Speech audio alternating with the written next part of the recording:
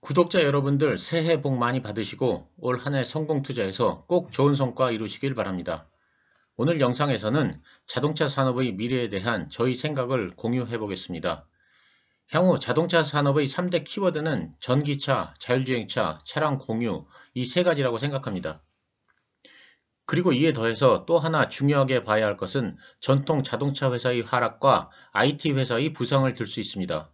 오늘 영상에서는 이에 대해 한 가지씩 말씀드리겠습니다. 물론 제 생각에 불과하니까 그냥 참조만 하시기 바랍니다. 첫째로 전기차입니다. 탄소 중립이 세계적인 대세가 되고 있습니다. 그리고 그 중심에 전기차가 있습니다. 노르웨이와 네덜란드는 2025년부터 내연 기관차 판매 금지를 추진 중이고 영국은 2035년부터 내연 기관차 판매를 금지하기로 하였습니다.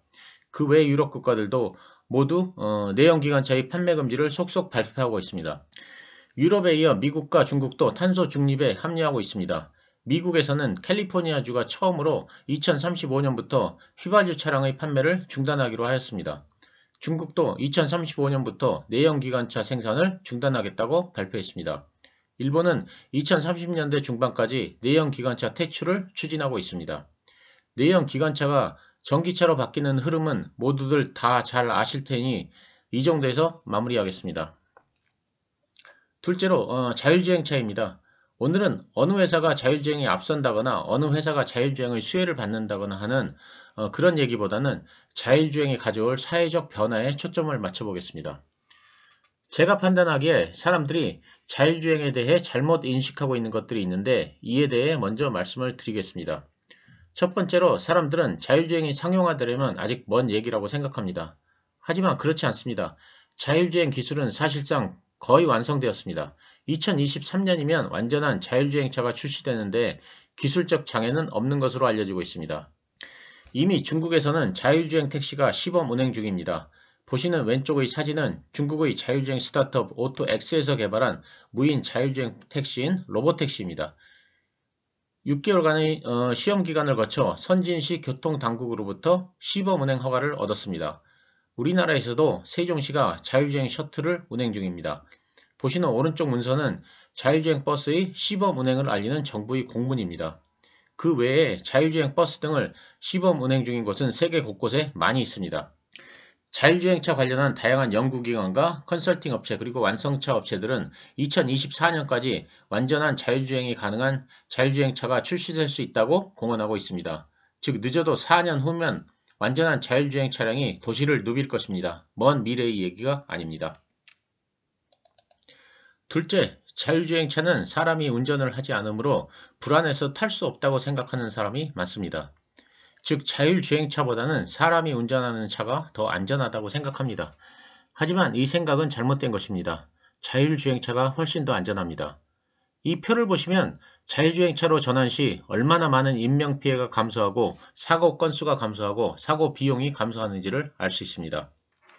미국에서는 교통사고의 90%가 음주, 마약, 운전미숙, 피로 등 운전자의 과실 때문인데 자율주행차가 도입될 경우 이에 의한 교통사고가 극적으로 감소될 것이라고 합니다. 우리나라도 음주, 운전미숙, 피로 등은 교통사고의 주요 원인입니다. 자율주행차는 이와 관련된 사고가 없기 때문에 교통사고를 획기적으로 줄일 수 있습니다. 구글은 자율주행차가 개발되어 운행될 경우 막대한 인명을 구하고 경제적 손실을 예방할 수 있다고 했습니다. 보시는 표에 의하면 만약 90% 차량이 자율주행차로 전환되면 미국에서 인명피해는 21,700명이 감소하고 사고 건수는 무려 420만 건이 감소합니다. 전기차 시대는 이미 시작이 되었고 자율주행차의 시대도 곧 시작이 됩니다. 이에 대해서는 모두들 다 동의하실 것입니다. 그러면 전기차와 자율주행차 시대가 오면 세상이 어떻게 바뀔까요? 정답은 한마디로 요약하자면 차량 공유입니다. 즉 차량 공유가 대세가 될 것입니다. 사실 전기차나 자율주행은 자동차 산업에 닥쳐올 변화의 전주곡일 뿐이고 핵심은 차량 공유입니다. 차량 공유가 미래 자동차 산업의 핵심입니다. 전기차와 자율주행 시대가 오면 여러 가지가 변할 것인데 첫째로는 자동차의 수가 많이 감소할 것입니다. 다음의 예를 한번 보겠습니다. 현재 일어나고 있는 상황들입니다. 아침에 아빠가 자동차를 운전하여 출근하고 엄마는 11시에 동창회 모임이 있어 차를 운전하여 약속 장소로 갑니다. 아들은 여자친구와 데이트 약속이 있어 최근에 월급을 모아서 산 차를 타고 약속 장소로 갑니다. 이런 경우 자동차가 3대가 필요합니다. 그런데 만약 자율주행차가 보편화되면 이러한 풍경이 어떻게 바뀔지 보겠습니다. 미래의 모습입니다. 자율주행차가 아침에 아빠를 회사까지 모셔다 드린 후 스스로 집으로 돌아옵니다. 그리고 자율주행차가 엄마를 동창회 모임에 모셔다 드린 후 집으로 돌아와서 아들을 데이트 약속 장소까지 데려다 줍니다. 이 경우는 자동차가 한 대만 있어도 스스로 왔다 갔다 하면서 이 3가지 일을 다 해치울 수 있습니다. 그렇기 때문에 기존의 자동차 3대가 하던 일을 자율주행차는 한 대가 다 해치울 수 있습니다. 제가 방금 든 예와 같이 한 가족이 차 한 대를 나눠 쓰는 경우도 있지만 가족이 아닌 타인과 나눠 쓰는 공유의 형태도 매우 활발해질 것입니다. 전기차와 자율주행차 시대가 오면 변화는 두 번째로는 차량의 대여가 활발해질 것입니다. 유럽과 미국 등지에서 진행된 각종 조사에 따르면 자가용은 전체 보유 기간 중 대략 5%에서 10%의 시간만 운행하고 나머지 90%에서 95%의 시간은 주차시킨 채 방치된다고 합니다. 지금은 차를 움직이려면 운전할 사람이 있어야 하니 5%에서 10%만 사용하고 나머지 90%에서 95%의 시간은 하는 수 없이 자동차가 주차장에서 놀고 있는 것입니다. 하지만 만약 자율주행이 되면 자신이 차를 타지 않는 시간에는 그 차를 남한테 빌려주고 돈을 벌 것입니다. 에어비앤비는 숙박 공유를 연결해주는 플랫폼입니다. 자기 집의 남는 방을 남한테 빌려주고 돈을 버는 것입니다. 자신이 거주하는 주거지도 돈을 벌기 위해 남한테 빌려주는 세상입니다. 자동차를 빌려주는 것은 주거지를 빌려주는 것보다는 심적으로 훨씬 편합니다. 아무래도 같은 주거 공간에서 모르는 사람과 같이 잠을 자는 것보다는 그냥 자동차를 타인에게 빌려주는 것이 훨씬 쉽습니다. 그런 면에서 자동차를 빌려주고 돈을 벌 수만 있다면 많은 사람들이 그렇게 할 것입니다. 앞으로는 자동차가 스스로 움직일 수 있으니 자동차를 빌려주는데 기술적 장벽이 없어지는 셈입니다. 이것이 바로 미래 자동차 산업의 완성입니다. 전기차나 자율주행이 자동차 산업의 완성이 아니라 이와 같은 차량 공유가 바로 미래 자동차 산업의 완성입니다.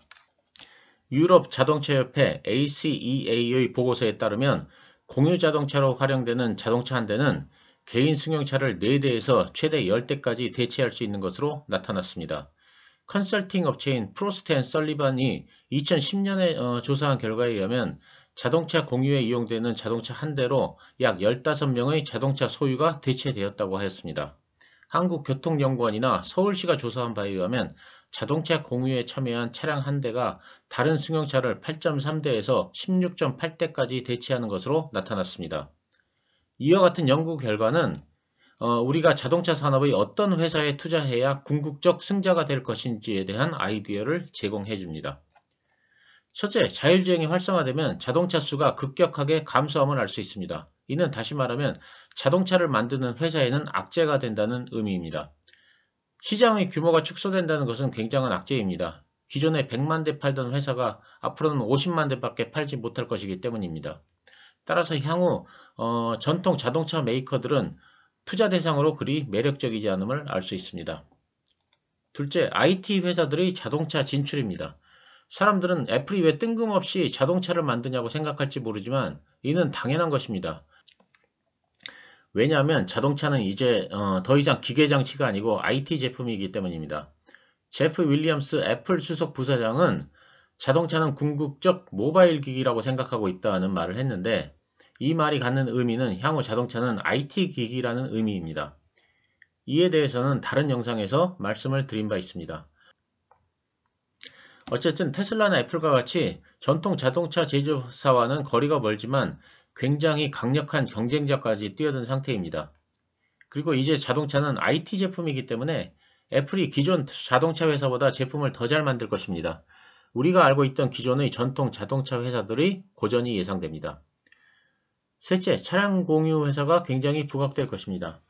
지금도 세계 주요 도시에서는 차량 공유가 굉장히 활발합니다. 그런데 만약 자율주행차가 현실화되면 운전자가 필요 없기 때문에 차량 공유는 지금보다 수십 배 늘어날 것입니다.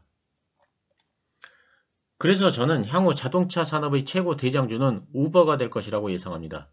현재 전 세계 시가총액 상위 플랫폼 기업을 마가라고 합니다. 마이크로소프트, 애플, 구글, 아마존의 앞글자를 따서 마가라는 이름을 붙였습니다.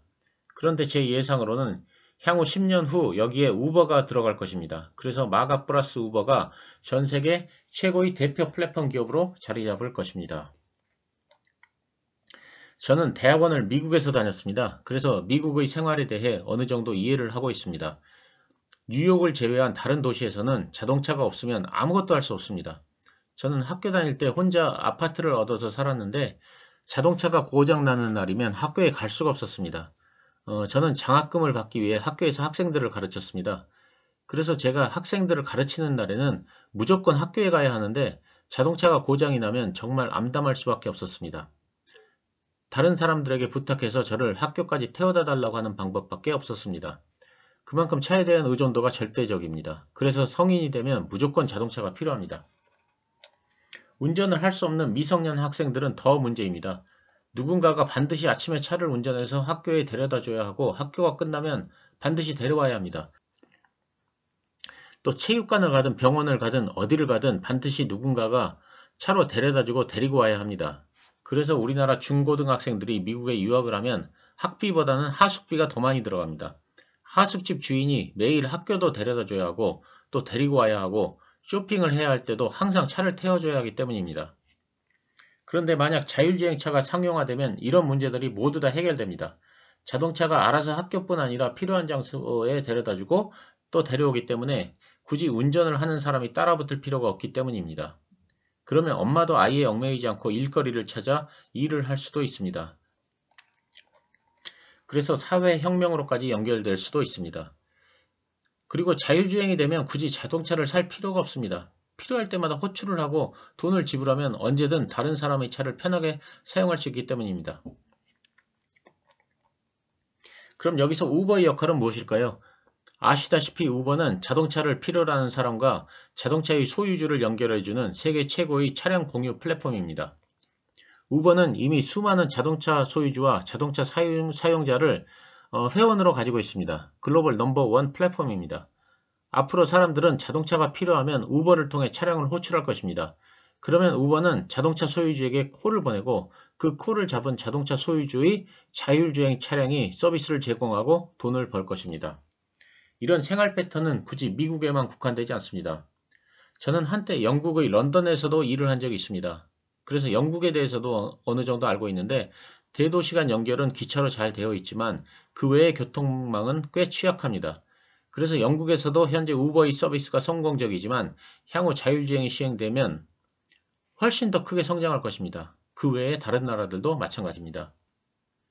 결론적으로 자율주행이 실시되면 우버의 성장은 폭발할 것입니다. 그래서 지금까지 우버가 그 많은 돈을 자율주행 서비스에 쏟아 부었던 것입니다. 아마존은 대형 이커머스 업체입니다. 미국의 이커머스 시장은 굉장히 큽니다. 하지만 자율주행 이후 펼쳐질 차량 공유 시장도 이에 뒤지지 않습니다. 엄청나게 큰 시장입니다. 우버는 이미 세계 주요 도시에 다 진출해 있고 해외에서의 차량 공유도 굉장히 크게 성장할 것입니다. 물론 아마존은 이커머스 외에 클라우드에서 큰 이익을 창출하고 있습니다. 하지만 우버의 플랫폼 확장성도 무궁무진합니다. 보시는 그림은 우버가 차량 공유 플랫폼을 기반으로 해서 사업을 확장해 나가는 모습을 보여줍니다. 우리나라에서 쿠팡이츠를 통해 음식을 많이 주문하는데 쿠팡이츠도 우버이츠를 벤치마크한 것입니다. 그 외에도 여러 플랫폼들이 있습니다. 향후 우버는 차량 공유와 배달의 두 가지 키워드로 확장을 계속해 나갈 것입니다. 카카오와 네이버가 우리나라에서 이미 확보한 사용자를 바탕으로 많은 사업을 펼쳐나가고 있습니다. 이것이 플랫폼의 확장성입니다. 우버의 확장성도 같은 관점에서 보시면 될 것입니다. 우버는 코로나19가 발생한 이후 다른 사람의 차를 이용하기 꺼리는 사람들의 심리, 그리고 외출을 자제하라는 권고 때문에 매출이 많이 하락했습니다. 그래서 향후 미래의 먹거리라고 생각하고 있었지만 막대한 비용을 지출했던 자율주행 부분을 오로라에 매각했고 항공 택시 부분도 조비항공에 매각을 했습니다. 그래서 최근에 수익성을 중시하는 경영을 하는 모습을 보이고 있습니다. 이런 식으로 가면 아마도 2021년 중에 순이익이 흑자로 돌아서지 않을까 기대하고 있습니다. 순이익이 흑자가 되는 시기부터는 주가가 좀 탄력적으로 반응을 할 것이라 생각합니다. 그래서 저는 10년 후 우버의 주식에 기대를 많이 하고 있습니다. 향후 자동차 산업의 지배자는 자동차를 만드는 회사가 아닙니다. 바로 세계 최고의 1등 차량 공유 업체인 우버가 될 것입니다. 향후 아마존과 어깨를 나란히 할 기업으로 성장할 것이라 기대하고 있습니다. 아마존의 시가총액은 1,800조 원 정도입니다. 우버는 약 100조 원 정도입니다. 10년 후를 봤을 때 우버도 아마존과 비슷한 수준으로 주가가 상승해 있으리라 기대해 봅니다. 결론입니다. 향후 자동차 혁명의 최대 수혜주는 차량 공유입니다. 그 중에서도 1등 기업인 우버에 관심을 가져야 합니다. 애플은 중국의 우버라고 불리는 디지추싱에 10억 달러를 투자했습니다. 현대차도 동남아 1위 차량 공유 업체인 그랩에 투자를 했고 인도의 차량 공유 업체인 랩에 투자를 했습니다. 이들이 왜 차량 공유 업체에 지속적으로 투자를 하는지에 대해 고민을 해봐야 합니다. 그리고 오늘은 장기적 관점에서 말씀을 드린 것입니다. 단기적으로 기존의 완성차 업체들의 주가가 하락을 한다든가 아니면 우버와 같은 차량 공유 업체의 주가가 폭등을 한다는 얘기가 아닙니다. 제가 오늘 드린 말씀은 2021년과는 관계가 있을 수도 있지만 없을 수도 있습니다. 하지만 향후 어떤 방향으로 산업이 흘러갈지 큰 그림을 머릿속에 그리고 있으면 투자의 방향을 정할 때 도움이 된다고 생각하여 2021년 신년 특집으로 이 영상을 만들어 봤습니다. 감사합니다.